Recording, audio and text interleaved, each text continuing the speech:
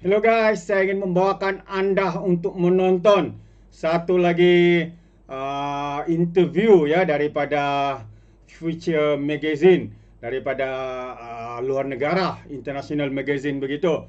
Ya, bertanya kepada Perdana Menteri kita bagaimana untuk membangunkan negara, bagaimana kestabilan negara, apa yang akan berlaku dan sebagainya.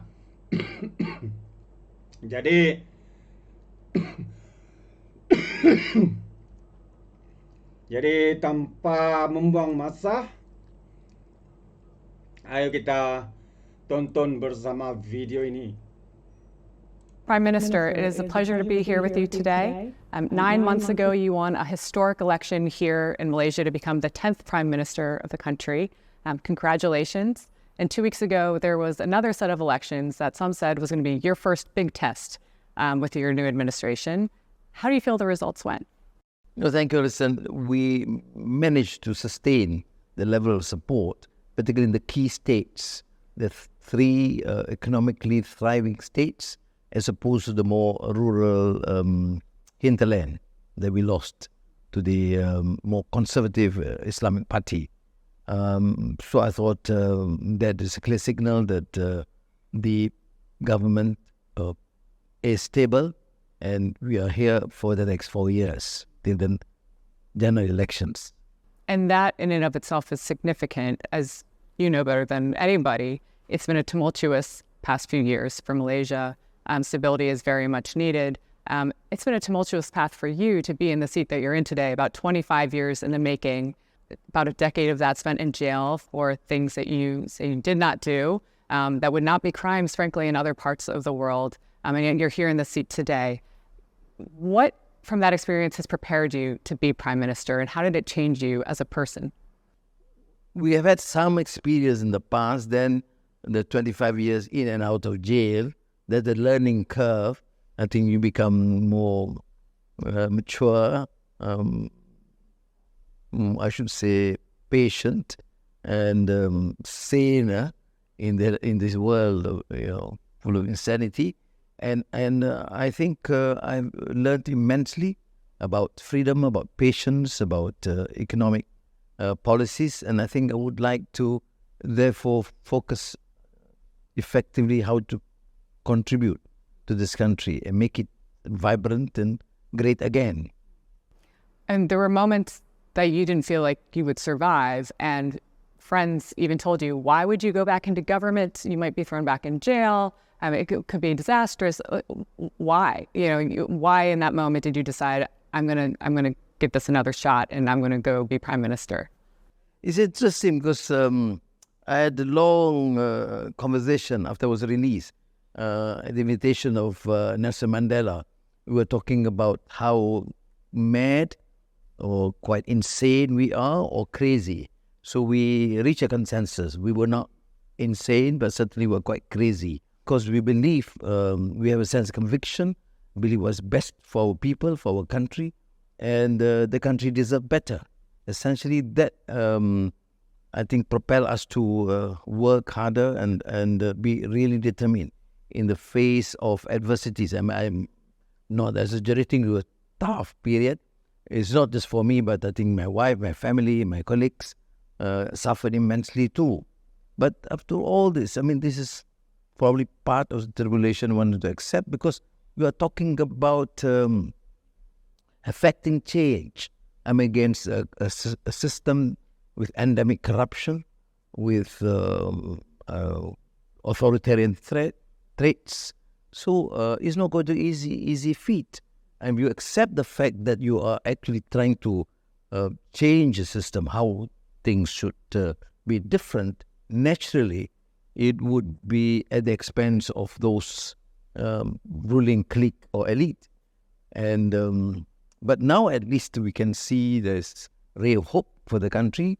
There is stability, there's clarity in economic policy, and a general acceptance by the general public that in order to evolve as a successful country, we must affect real change and reform in this country.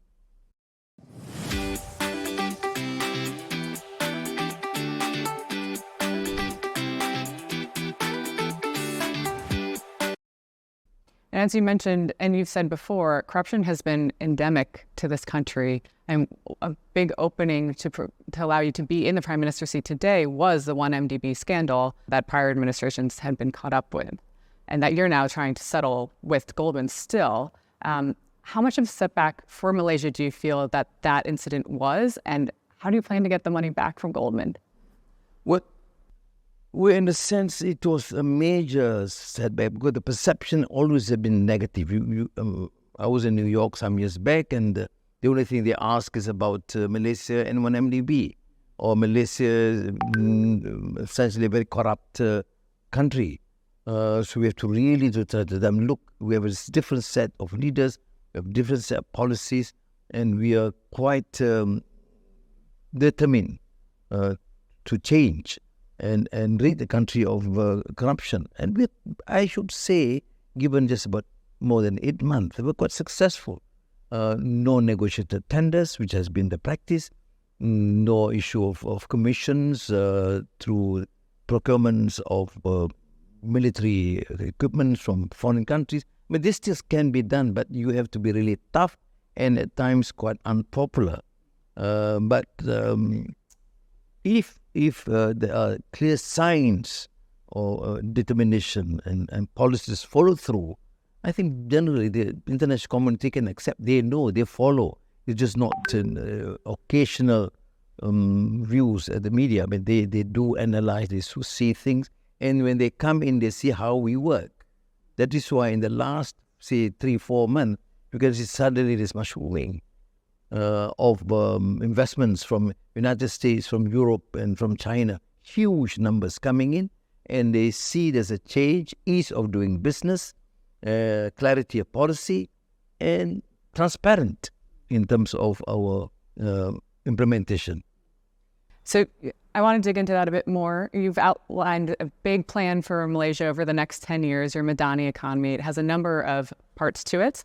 But the overall picture, in a recent speech, you said, the fact is we're caught in a vicious cycle of high costs, low wages, low profits, and a lack of competitiveness. Where do you start? What steps do you need to make today to reach the ambitious goals you have for Malaysia in the next 10 years? First, there must be clarity in the policy. You see, for example, we are talking about the industrial master plan. Must it be the old approach of sectoral or mission approach?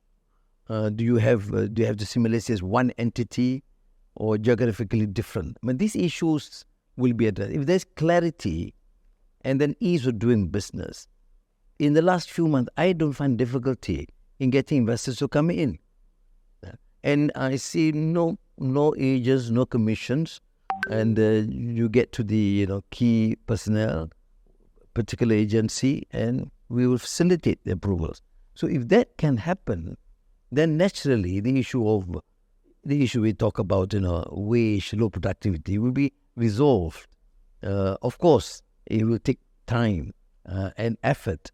You ask most of these companies, American companies, from the IT companies, from say Dell in the past, or Elon Musk, the present, or the Geelys, the Rongshan in China, all of them, almost without exception, would say that we have first-class professionals and engineers.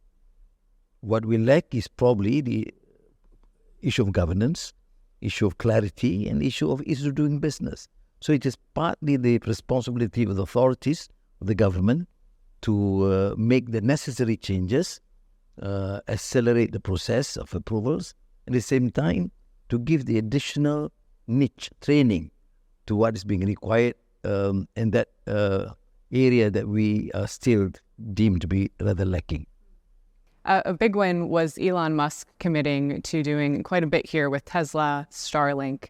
Those negotiations were relatively, it seemed fast. I mean, Indonesia had been courting Musk for a long time, and yet he chose Malaysia. What did you say to Musk? How did you get that done? And was it just great terms? Well, I was, let's say, pleased that he, as much as I know about him, he knows a bit about me. So I said, look, I've suffered immensely in the process. Now I'm given the opportunity. I'm in business. I want to affect the change, and I want to do it now. and whatever is necessary will be done. I love my country, and I think it has huge potential and capacity. And I make it rather clear and blunt to him to say that he does not need to worry about all the other, nitty-gritties, bureaucratic encumbrances that he may face in dealing with some other countries. So I thought that may be one issue. But the other thing is that he knows the history of this country. And even in SpaceX, he has 3 major companies engaging in the operations of SpaceMart in terms of the spare parts. So he can gauge our potential. What was lacking then is a clear policy and commitment by the leadership, and we have complemented that. I mean, of course, I'm exceedingly pleased they could come up with a very fast decision and set up the regional office here. And are there other deals like this in the works? I assume you're talking to many Western companies. Yes, Infineon, for example, came in with a decision about a month and a half ago by the board, 5 billion euros to expand in Malaysia. And they're the biggest single investment outside Germany. And then Geely from China, they comes in and they're starting an automobile city in this state, in this province, in the south of this province, which is ongoing. They have brought about 1,000 of the Chinese professionals in the operations already. And they know how, it's just not me alone, the whole system, but I've got a team to say, look, once we are committed, we cannot give an impression that we are laid back or, we're not doing anything or whatever is necessary to make sure that this process goes at a fast pace. So there's a bit of a dilemma, I suppose. If part of the goal is to get more foreign companies to come into Malaysia, but then China is also a big partner, and of course, China and the US are not quite getting along. How do you plan to position Malaysia when you're sandwiched between the two and you need both? Thus far, we don't have that much of a problem. We may engage and we maintain China as a major player in terms of investments, in terms of neighborly relations, trade. Is a major player. And I explained to my colleagues in the States, look, it's an important neighbor. It's not a zero-sum game as far as we're concerned. And States have a long tradition of cultivating friendship for decades. And also they know the track record of our country. I mean, some of the big major players have been here, but even the traditional ones like Motorola, Intel in the past, and they know our capacity, and I think we should then utilize this to our advantage. We are a small country. We are not here to try broker a deal between the United States and China. We know that, and they know. We make it very clear. I mean, I have engagement with Blinken and Kerry recently, and of course with Xi Jinping and Li Qiang in China, and continue to communicate. But we make it very clear our priorities and what is of the imperative in this country, in Malaysia. Another tenet of the Madani economy is getting more women in the workforce. You have a goal of getting about 60% participation. How do you plan to do that? Is it overhauling education? Is it systemic? How are you going to improve those numbers? It is a clear, I should say, beyond moral suasion, it's a clear policy against any form of subvert discrimination that happens to be taking place. For example, in universities, at least we have more than 50% women, female students. There's no reason why they cannot be accommodated. Of course, I'm a bit biased. I have 6 children, 5 girls. And a very powerful wife. Yeah, and a powerful wife. So, but I think, to be fair, it will be of immense help to the country. This quota of people has not been fully utilized. many brilliant, have professional qualifications, and not given the opportunity. So there must be a clear policy to encourage it in politics, in management, in the private sector, and more so in the government service. What about within your own administration? There's only a few women. Do you have plans to promote more? Yes, but of course, in the cabinet, we started off now relatively smaller, although in terms of the historical antecedents, it's quite prominent and given key positions. In the past, women affairs and welfare, education, health, women, which to me is very, very key. One of the two key ministries are held by women. But I agree, I concede the fact that we need to then expose and give opportunity to more women, not only in the political leadership, but also in the professional, managerial positions. So quite a bit to do. As we said at the beginning, you've been 25 years in waiting for this, and now is your time to take Malaysia where you want it to go. What do you worry about failure? What does failure look like to you now that you have this seat? Hey, my English not so good. Do you mean my English isn't very good? Oh, yes, I'm sorry. How often do you practice speaking?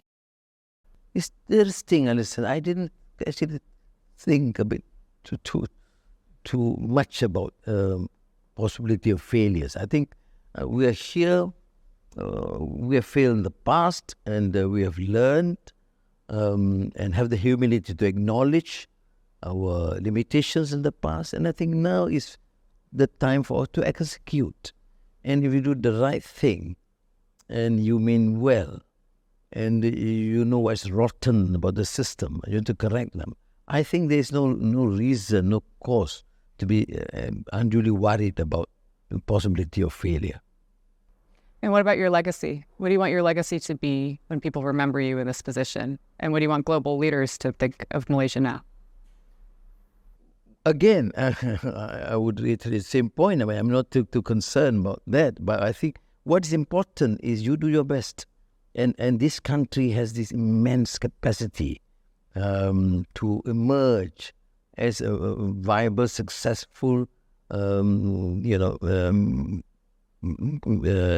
developing economy or emerging economy, and I think we should just focus on that. And I'm quite realistic. I'm not crazy.